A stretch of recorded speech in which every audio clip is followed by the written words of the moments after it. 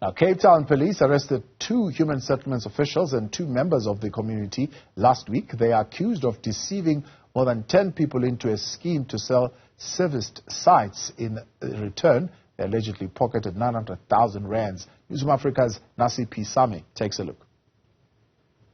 It started in 2019. It was only a minimum of 30,000 rand to get your name printed out on that list. Then in 2020, the money grew. It was 80,000. And then 2021, it was 100,000. Now it's 160,000 to get a plot. So those who were scammed 100,000 rand, that means they were scammed in 2021.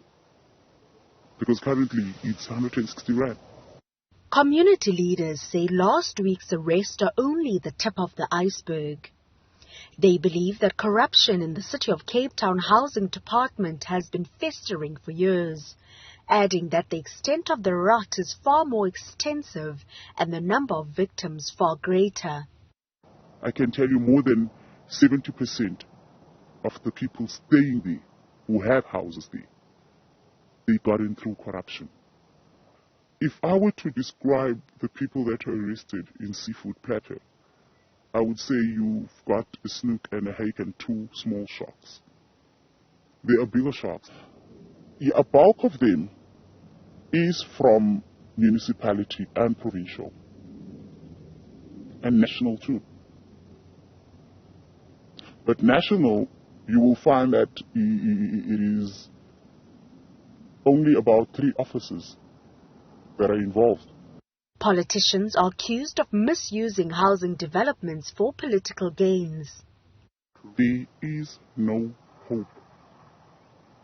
Because to shut our mouths, when a list is being taken out of people who are going to get houses when a project is being done, know that 20%, they only take 20% of the people that are in need. 80%, that's fraud. They cough up money. Children that were born from 1996 that have benefited houses in Project 2. It is people who are working for government that are not even supposed to be benefiting government houses.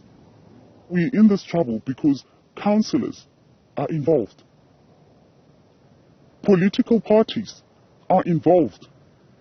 And do you know what happens when that list is coming out? Leaders of political parties, they will give you a list of people who they know are voting for them, not the people who are in need. Because now if I get my people in, the next time I need votes, now that means they will say, no, he's a hard worker or she's a hard worker. We know her. The consequences of exposing the ongoing alleged housing scheme have been severe. Community leaders say about 16 who have dared to speak out since 2019 have lost their lives. I will speak to you today, and then in less than 12 hours, I'll be shot dead. I'll be hunted. A number will be put on my head. We get killed for speaking out the truth. Nobody wants to speak out. Nobody is willing to speak out, because now currently we're all thinking about our families. The leaders that were shot dead, 2 of them being the EFF leaders, it was due to these houses. The story about them being killed because they chased out someone who was selling drugs, it was just a cover-up story. When you put these allegations, then people start being killed. And you end up not knowing who to trust. Because you go to this office to put this allegation, coming with proof that this is happening. And then the next thing, your phone is not going to be answered. And then after that, you will hear a knock on your house. A knock on your door will come in, and then when you answer to that door, they'll tell you to stay out of it. Stay at home, stay out of it. Or else next time, there won't be a friendly warning. And if you continue, like others, you'll end up with a RIP message. If hawks were to enter Mfuleni, a whole lot of people will be in trouble. A whole lot of heads are going to spin. And a whole lot of people are going to be killed.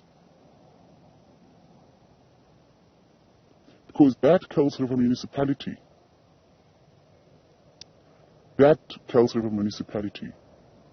it needs to be investigated. The City of Cape Town has committed to increasing efforts to clamp down on officials involved in fraudulent activities. 2 officials of the City of Cape Town in this instance were arrested. 1 had resigned with immediate effect, and so there will be no internal process against him, but rest be assured we will be pursuing the criminal charges, and I've requested my executive director to look at is there any civil case we can bring against the individual. It's a warning to all officials in the City of Cape Town, every public representative and any private citizen engaged in fraudulent activity. We will find you, and when we do, we will bring you to book to the full extent of the law. I expect directors and senior managers to have more extensive oversight over our projects and our junior officials. While the 4 accused are scheduled to make their second appearance in the Blue Down Magistrates Court on Wednesday, community leaders are calling for collaboration, urging the City of Cape Town to work closely with them to root out housing corruption. For Newzroom Afrika on Channel 405, I'm Nasiphi Same in Mfuleni.